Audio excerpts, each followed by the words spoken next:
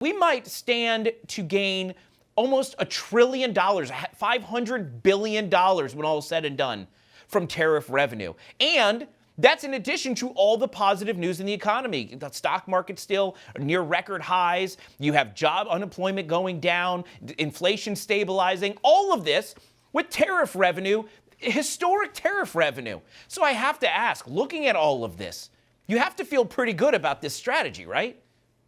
I do, but I always remember when Tennessee, some of the big boys were trying to pass an income tax, and they were going to leave the sales tax on, and and I could see them both rising in the future. I think what we better figure out is when we put these tariffs on, what are we taking off? I would love to see a reduction in the income tax. I think you want to promote growth, real growth in this economy, and long-term growth, generational growth. Getting people out of poverty. I think that's the way to do it, is reduce. And when you put something on, you take something off. And I would hope in the future we could do that. And because I agree with the president, I love the tariffs. Originally, we didn't have an income tax. We were a tariff-generated thing. And then we backed off of that. And we let the politicians make some decisions. And I think that's why Trump does it by executive order, because he knows Congress doesn't have the guts to do what needs to be done, and because we won't, time and time again. We'll pass something, the Senate will pass something, and they won't line up, and then we'll move on to some other bright, shiny object somewhere else. So I'm hoping that's in the plans. Well, Trump talked about the idea that maybe Americans should get a rebate check because we're bringing in so much revenue in tariffs. I think that's a great idea. It's interesting that you mentioned what are we going to take away? Because we remember when the big, beautiful bill passed. One of the biggest criticisms was, this is going to increase the deficit. This is going to increase spending. How do we pay down this deficit? A lot of people talk about the deficit being one of the greatest threats that we have facing us as a nation.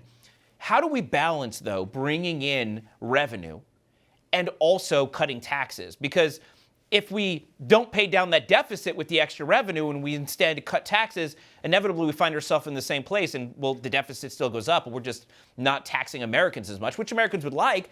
Would that spending activity perhaps bring in more revenue that way? How do we balance this?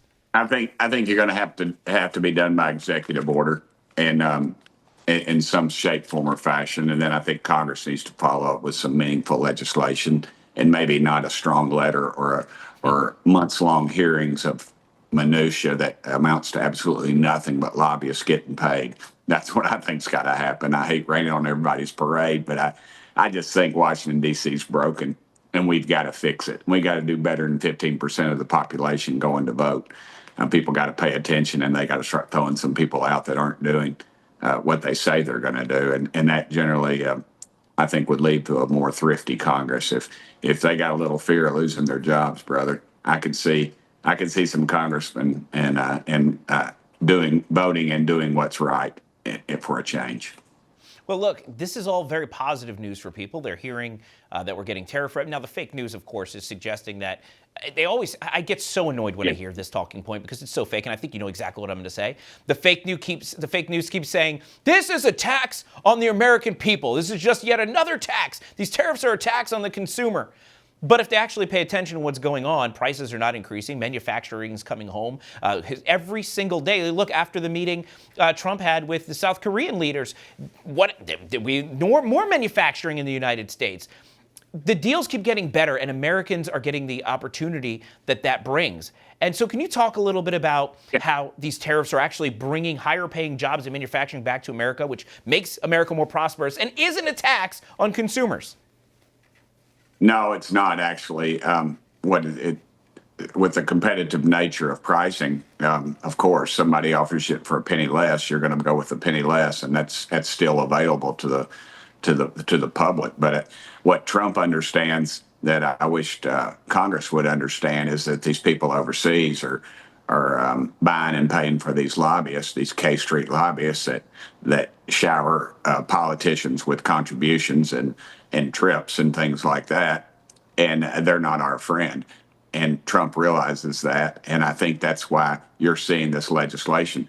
case in point, the Chinese. I mean, good gosh, they have computer chips they sell us in our fighter jets that we are afraid they're capable of being able to shut some of those jets down possibly in the future. So I would dare say now is the time to start making those chips in this country. And when these tariffs are, they're using slave labor. Let's just be honest. Right. They're slave labor. They what they did to the Uyghur population is just abhorrent, really.